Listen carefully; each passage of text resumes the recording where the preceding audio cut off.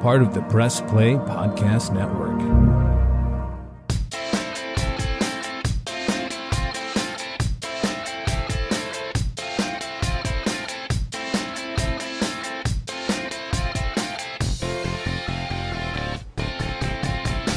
Hi, everyone. Thanks for stopping by to Sabol Brothers on the Baseline Podcast right here on the Press Play Podcast Network. We're back after having a little month-long hiatus and a little time away for family vacations and enjoying the nice weather here. So Scott and I are back and ready to go. We're your hosts, John Sabol. Definitely.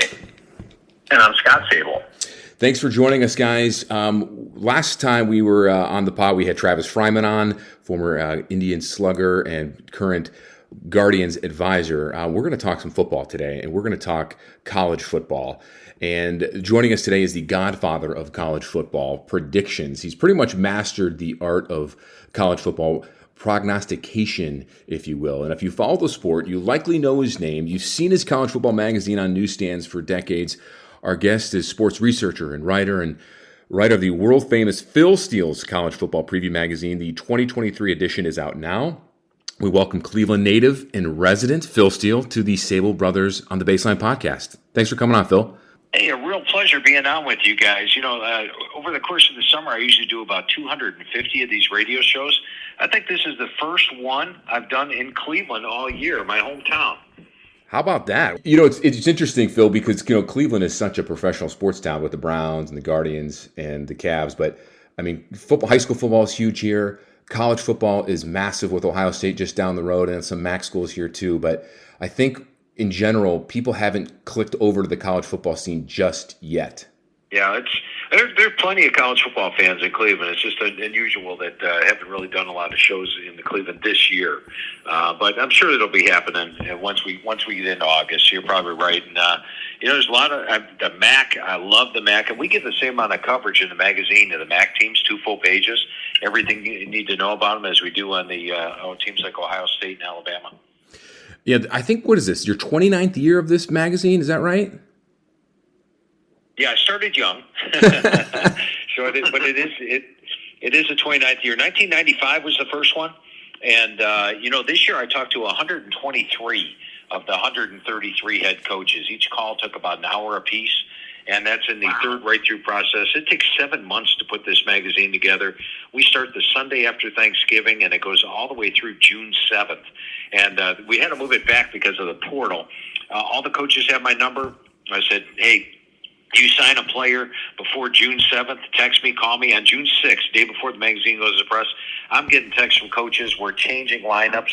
We're adding things to the thing. It made it very hectic the last couple of weeks, but well worth it. I think we captured about 95% of the portal moves because the portal closed May 15th, and I gave it 3 full weeks for us to capture all the moves. That's unreal. You say you start after Thanksgiving. Is there ever a downtime right after the college football where you can kind of take a breath? Or is this something that's you're just, you know, put to the floor the entire time? Yeah, this is my fun time of the year right now. It's summertime because I'm doing maybe 5 or 6 radio shows a day or TV shows a day, and just talking football during the day. I'm doing a little bit of work. I'm down to like maybe 55 hours a week right now, so it's almost like being on vacation. I've read somewhere your preseason predictions of the 120, 30 colleges over the last 20-some years is something like 90, 92%. That's just incredible. Obviously, for someone that puts so much work into it, I guess it isn't that you're not that surprised of your accuracy if you're trying to be modest, right? It's all I work on year round, so you better be good. But if you guys ask me about baseball or basketball, I'm clueless. I just follow college football, one sport. Do you have a ranking or a prediction that you've made over the years that was shocking to some that actually came through, something that was just completely, and it came through and you were proud of it? Is there something that stands out since the mid-90s? Yeah, I would say the one year I picked Hawaii, which was coming off an average year, to go to the Sugar Bowl. And everybody's like, yeah, right. And then Hawaii ended up in the Sugar Bowl that year, and it was pretty. I still do shows in Honolulu where they're like, hey, Phil, I remember when you picked us to go to the Sugar Bowl that year. We went there. We were very skeptical at the beginning, but we loved it. So that's probably one that stands out. But we've had numerous surprise teams or teams that I list as the number one surprise team, which is a non-top 10 team. I think can make the playoff, and many of those have actually made the playoff. Now, I hope you're wrong on some of these predictions, Phil. I got to be honest. Your top rankings, your top rankings are Georgia, Clemson, Michigan, Alabama, and Ohio State in your preseason top 5. Ohio State obviously nearly won the national title last year. If that targeting call on Marvin Harrison didn't get pulled away, and then of course the field goal at the end, they're breaking in a new quarterback. Still loads of talent there. Why, in your expertise opinion, do you have Ohio State 5 in your rankings? Yeah, interestingly, in the magazine, I've got 2 sets of rankings. One is my power poll. I have 9 different sets of power ratings I work on. I meld them all together into one and have the overall talent of the teams. I rate Ohio State number 2 in the country in the power poll, which is the second most talented team in the country. Mm-hmm. And as you correctly pointed out, John, that penalty or the missed field goal, if they make the field goal, Ohio State would have been national champs last year, because I think they would have done to TCU pretty much what Georgia did to TCU in the championship game. So they are a talented team. I don't have that many question marks about quarterback. How many first-year starting quarterbacks for Ohio State have ended up the season first team Big Ten? It wouldn't surprise me if at the end of the year Cal McCord's a Heisman contender, especially throwing to my number one receiving core in the country. Remember last year the running backs got banged up. Now Travion Henderson, Mayan Williams, Dallin Hayden are all there. They've got an outstanding receiving core. My biggest question mark on offense, probably the tackle spot. They lose 2 high draft picks at tackle, and I'm a little questionable about the tackles, but they're still a loaded offense, one of the best in the country. And defensively, they showed some improvement last year. I think they're going to show more improvement Jim Knowles' second year, because he has a complex type of defense, and they got a veteran unit coming back. I really like the linebackers last year with Chambers and Eichenberg. They've got the guys up front with Tumolo and Sawyer. And the secondary should be improved as well. So this is a very good Ohio State team. The reason I've got them 5 overall is the schedule. You look at their 3 road games that concern me. They played Notre Dame early in the year when they've got a young quarterback going on the road. And with Notre Dame last year basically had a backup quarterback all year. This year they've got Sam Hartman, one of the best QBs in the country, a loaded defense, loaded offensive line, loaded backfield, great special teams. And Notre Dame gave Ohio State quite a test on the road last year with a younger team. I think the Irish have the more experienced team this year, and that's going to be a tough threat for Ohio State. Then the week after playing Penn State, as you notice in the magazine and the power poll, I rate Michigan, Ohio State, Penn State, all of my top 5. Penn State's a big game. The very next week they have to travel to face Wisconsin. I talked to you about some surprise teams. Wisconsin's my number one surprise team this year, or a non-top 10 team that I think has a shot at making the playoffs. So that's going to be a tough test. And then how about Michigan for the season final on the road in Ann Arbor?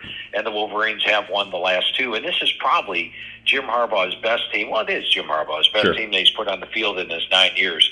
So I think all 3 of those road games combined, and then you factor in Michigan's schedule, their non-conference slate is East Carolina, UNLV, Bowling Green, all very easy. Toughest road game is at Penn State. They won the last time they went there, and they get Ohio State at home. They have a much more manageable schedule than does Ohio State, and in my mind, a better chance of getting there. So you have Michigan, Ohio State, and Penn State in the Big Ten. Got to ask you a question about Penn State. Drew Aller, who was a quarterback in Medina a couple of years ago, this is his second year at Penn State.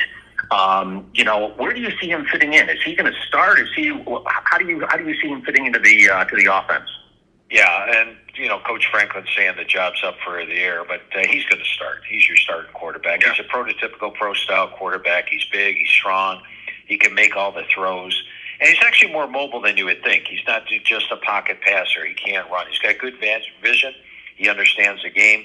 He works really hard, and he's grown as a leader. So he's a guy that's going to start day one. And I think at the end of the year, you look at their offense, they've got talent as well. Singleton and Allen in the backfield, which teams are going to have to prep for. They also added in Treson Potts from Minnesota. The offensive line, when I went over the team with Coach Franklin, called it one of the better offensive lines he's had. So have the protection. They bring in Dante Cephas from Kent State, who's a top-notch receiver to go along with Keandre Lambert-Smith. And they've got the tight ends with Theo Johnson and Tyler Warren. So I expect Drew Aller to have a great year this year. And if they can upset either Ohio State or Michigan, which I think they have the possibility, especially the Michigan game at home, then I think he's got a chance of even being a Heisman contender at the end of the year. This is a loaded Penn State team and the best one Franklin's had. To piggyback on your Drew Aller comment and question from Scott, Phil, I did a story yesterday for Fox 8 with the Armstrong twins over at St. Ed's, Devontae and Deontay, who are committed to Ohio State next year, 2 offensive linemen. I asked them about Drew Aller, and they've gone to, they played against him. They're 2 years below Drew Aller, but they played against him, in the playoffs a few years ago against Medina. They've seen him at camps in the years past. They saw him recently, and they told me, and Scott listened to this, they told me that Drew has put on some big-time muscle, and he's a lot bigger than he was when everyone else around here locally remembers him. Wow. We were talking about that too, John. Yeah, he's up to like 242 now. So, I mean, that is a good-sized quarterback. Yeah, absolutely. So when you're talking about the Big Ten, if Ohio State loses to Michigan, let's play the hypothetical game, because us in the media, we like to have to talk about this stuff. If Ohio State loses to Michigan, makes the playoffs, or misses the playoffs in this scenario, and no shot at the playoff or the championship game, do you think Ryan Day's job's in jeopardy? I was a little surprised at the Ryan Day pushback last year after losing to Michigan for a second straight year, and I can only imagine the cries would be more after a third straight year. It seems hard to believe. I mean, this is a guy that's got a great record as a head coach at Ohio State, 45-6. He's only lost 6 games in his first 5 years, but I think there would be pressure in that respect. So. I couldn't call for it, but I would say that he'll get even more pressure than he would the year before. So would you be putting Michigan over Ohio State in that game in Ann Arbor? I'm curious. I do have Michigan slightly favored in the game, yeah. I've got I go through the each game all year, and I put down who I would favor, who I'd be an underdog, and by how much. I have Michigan a 2.5-point favorite in the game, which is tight. I mean, it's right there in the home field advantage is big. And in Vegas right now, they agree with me. They've got Michigan a 2.5-point favorite. I think Caesars, like a couple weeks ago, still had Ohio State favored. That must have changed then, huh? I think it has. I was looking at the latest Vegas lines, and Michigan was a 2.5-point favorite. We'll have more with Phil Steele right after this. Hi, everybody. It's John Tellage from the Guardians of the Land MLB podcast. Be sure to hop on with us to follow all the dramatic developments of the reigning American League Central Division champions. From game analysis to interviews to keeping tabs on who could be the next breakout star. We'll have that and much, much more right here. It's the Guardians of the Land MLB podcast on the Press Play Podcast Network. Subscribe here and join the fun.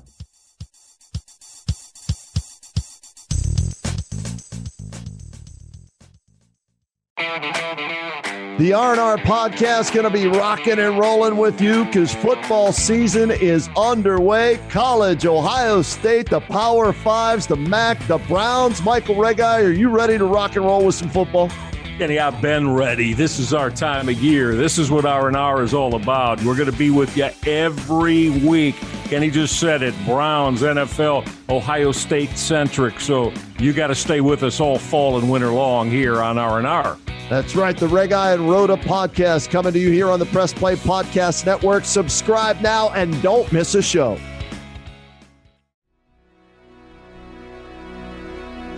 Hey everybody, it's Sam Amico from Cavs on the Break NBA podcast. Be sure to give us a listen for all your Cleveland Cavaliers recaps, analysis, breakdowns, draft talk, free agency. The list goes on and on. Give us a listen, Cavs on the Break NBA podcast. In your rankings in your top 5 preseason, why is Clemson so high at 2? They've been kind of quiet the last few years. What has Dabo done to persuade you?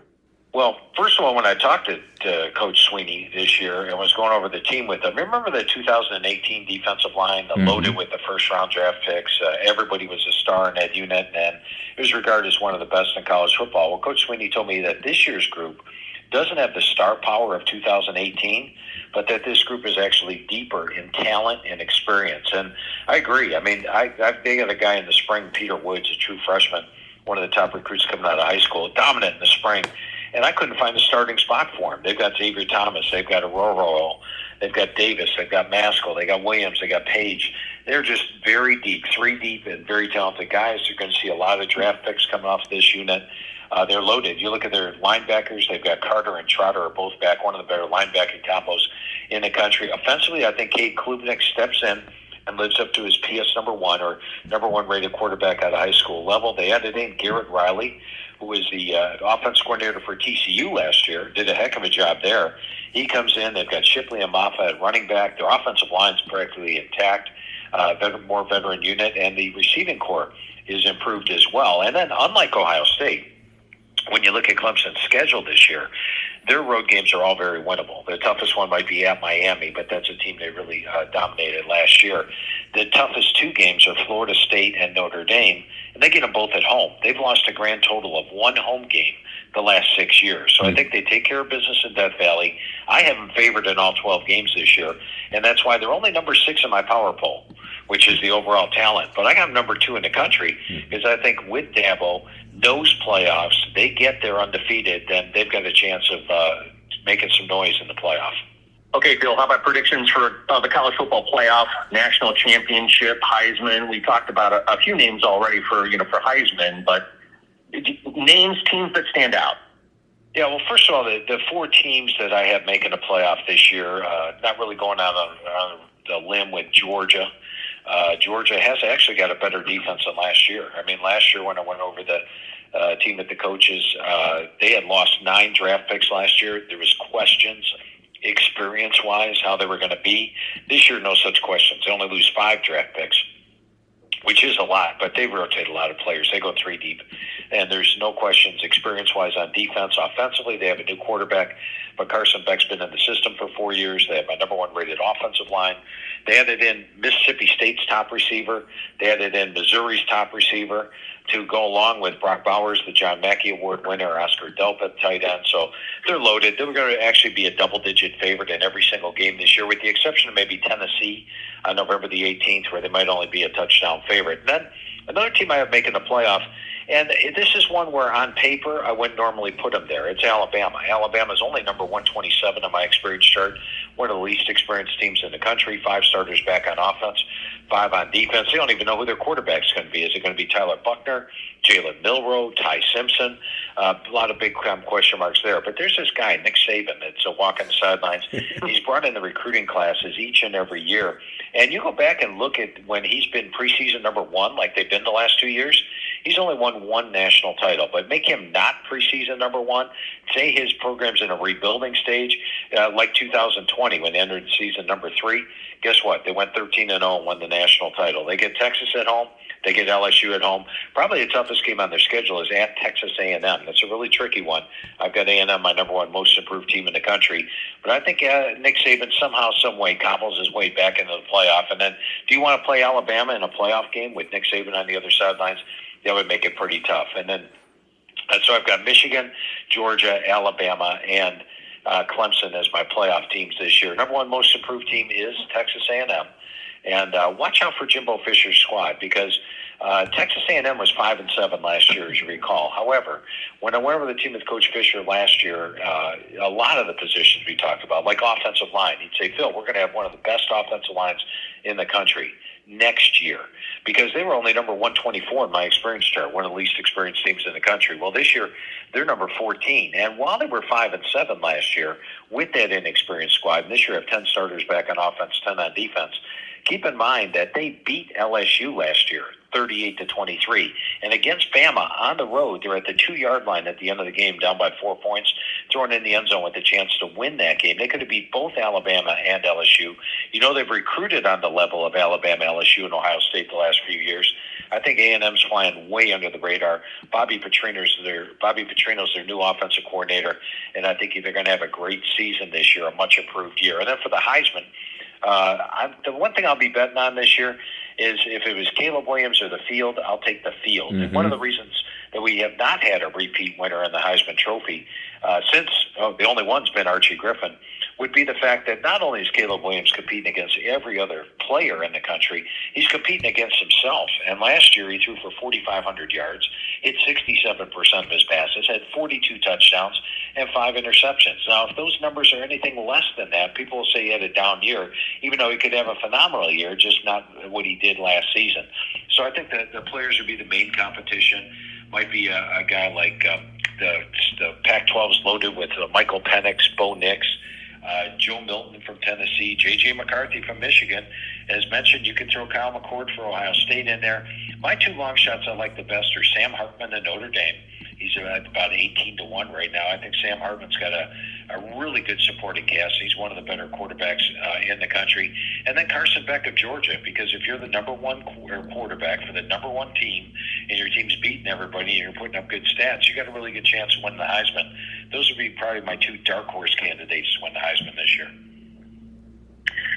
So, Phil, college football has changed a lot over the last several years. The NIL, the transfer portal, realignment, among many, many others. Do you think these changes are good? They've occurred, seems like, pretty rapidly. Do you think they're all good? What's your opinion on all that? Yeah, well, NIL is not really NIL. I mean, in theory, let's get the players to benefit from name, image, and likeness. What it's turned into is, okay, well, here's $500,000, come play for our school, or $40,000 or whatever they're offering nowadays. So I'm not wild about the NIL if they could somehow put reins on it. And then the transfer portal, just speaking for me and the coaches I talk to, it just makes things a lot more hectic. You don't know if your kid's going to be there next year.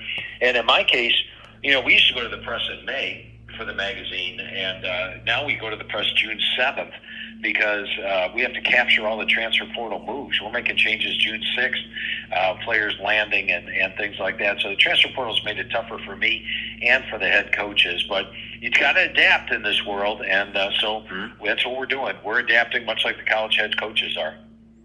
Do you like the realignment, especially with the Big Ten getting USC and UCLA next year? I'm old school. Being from the Midwest, I like the fact that, it used to be the Big Ten versus the Pac-12 in the Rose Bowl every year, and now USC and UCLA are playing conference games. However, first year of the magazine was 1995. I had the Southwest Conference in there. Texas moved to the Big 8, became the Big 12, and, things adapted. So it was tough to deal with at the moment, but then you just sort of adapt and roll with it. So, Phil, do you think the Big Ten will add more teams? Oregon, Washington, Florida State. Do you think they'll add any more teams here in the next couple of years? That's a great question. It appears they might, but when you take a look at the current market, I can tell you that when Texas and Oklahoma left the Big 12 a couple of years ago, guys, I thought they were toast. The Big 12 is going to disband. The Pac-12 is going to absorb it. The Big 10 is going to take some teams. The SEC, forget about the Big 12. Now look at the Big 12. They're actually taking the Pac-12 over, and you think the Pac-12 is going to go out of business. I honestly don't know. If you would ask me 3 years ago, are USC and UCLA going to play in the Big 10? I would have been no. Is Texas and Oklahoma going to go to the SEC? No. Expect the unexpected when it comes to the teams moving. I've always been one, being a Midwest guy, as you both are. Why is it Notre Dame in the Big Ten? Obviously, it's a TV contract. But the independence thing is such an old school thing in football. At some point, don't you think Notre Dame's going to have to slide into a conference? You would think they would eventually. That they are so fiercely independent right now, and as long as they're included in all the conversations, like as long as they can make the playoff, as long as they can have their own TV contract, etc., then they're happy with where they're at. And watch out for Notre Dame this year. I'll tell you what, with Sam Hartman at quarterback, a loaded running back room led by Audric Estime, an offensive line that's a veteran group, one of the better defenses in the country, and a great special teams. I rated number 6 there. They are going to be a threat to play in the playoff this year. You bring up Notre Dame, Phil, and with Ohio State's game last year in Columbus being so tight and close, and with the new quarterback for both teams, really, and Notre Dame having loads of talent, as does Ohio State. At this time, the Buckeyes got to go to South Bend. Do you see Ohio State losing that game? I know it's early, and training camp really hasn't got underway yet, but is that a game early in the season that you could see the Buckeyes faulting? Yeah, it is one of those toss-up games on the Ohio State schedule. One of the reasons I didn't pick Ohio State to make the playoff this year, because they've got the 3 truly tough road tests. Now, right now, Ohio State's about an 8.5-point favorite in Vegas, but I put the number closer to pick them to 3 points. I think that's a true toss-up game. Yeah, I think with the expansion coming to the Big Ten and the expanded playoff, schools like Ohio State will be playing bigger schools out of conference teams. Like Ohio State's future schedule is looking. You got to think some of the Big Ten schools like a Michigan or like a Wisconsin would probably do the same by scheduling teams like a Texas or an Oklahoma or a Georgia or Alabama, and the future schedules looking like 5-10 years out. I would agree with that. I think that it makes it a lot. I mean, you could definitely lose a couple of games and still make the playoff. And so that will make, I think, for better non-conference schedules during the season. The only thing I worry about is Ohio State playing Michigan at the end of the year. They're both undefeated. You're both going to make the playoffs. Do you rest players to get ready for the playoff? Yeah. It's really what you do in the last bunch, and you may just meet Michigan again, or meet Ohio State again in the playoff. All right, Phil, I've always wondered this because of your 9-10 months of making this magazine. I know you're glued to the TV every Saturday. So explain to our listeners and to Scott and me, what does a Saturday look like in the fall in the Phil Steele household? How many games are you watching? How many TVs do you have set up? What are you eating? What are you drinking? Well, a lot of Diet Mountain Dew for starters. Right in front of my desk here, I've got 12 TVs. So I am actually watching 12 games all day long.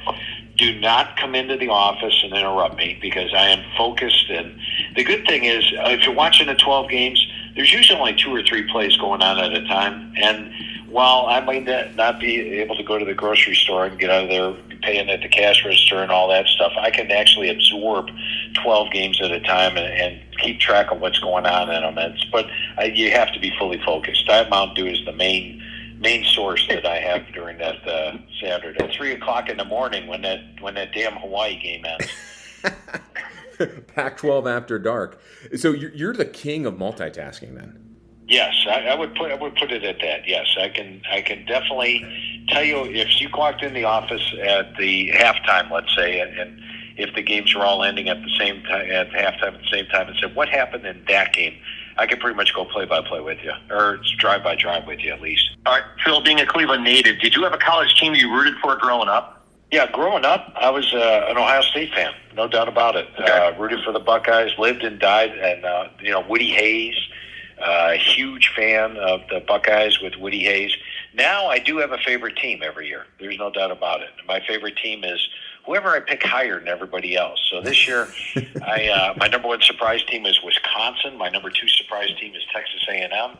I am a Badger fan. I am an Aggie fan because I want the magazine to do well. So those are the teams I'm rooting for the most. So can't afford to be aligned with anybody except who you pick. So I assume, Phil, with you being a Cleveland native and still residing here in the suburbs, were you a Browns fan growing up, and are you still a Browns fan? Do you follow the NFL much? I am still a Browns fan, but I actually don't follow the NFL. I've just stopped that maybe 2 years ago. What I do on Sundays is I've just watched 12 games all at one time. Now I like to watch the actual broadcast, listen to the announcers. So I watch taped college football games all day long on Sunday.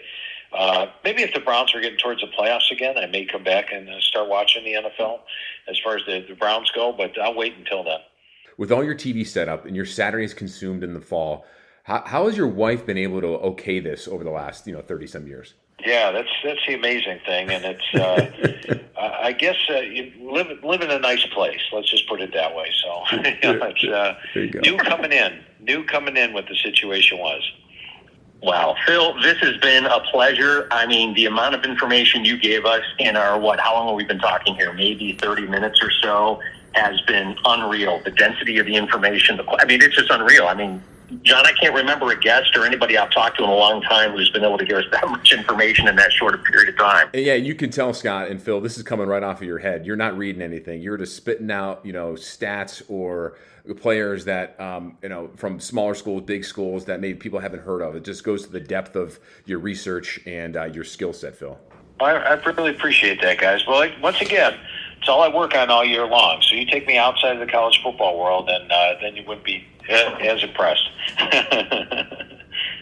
Phil, thank you so much for joining us, everybody. You can buy Phil Steele's College Football 2023 College Football Preview magazine on newsstands now. Every college football team at the D1 level, from the Big Ten to the MAC, Ivy League. Phil, did I miss anything there? Yeah, and it's only available at Barnes & Noble and Books A Million this year, so don't waste your gas money looking for it. 352 pages. It's like getting 133 media guides rolled into one.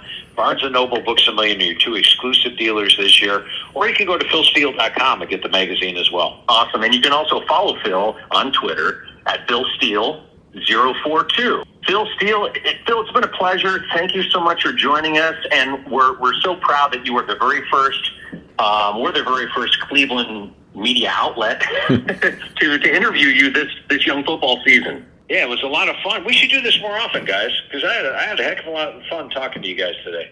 Yeah, we'll definitely do it. We'll make it like an annual thing every summer into the fall. That's for sure, Phil. Thank you so much for your time. Sounds great. Great. Thanks for having me on, guys. Take care, Phil. That's the legendary Phil Steele.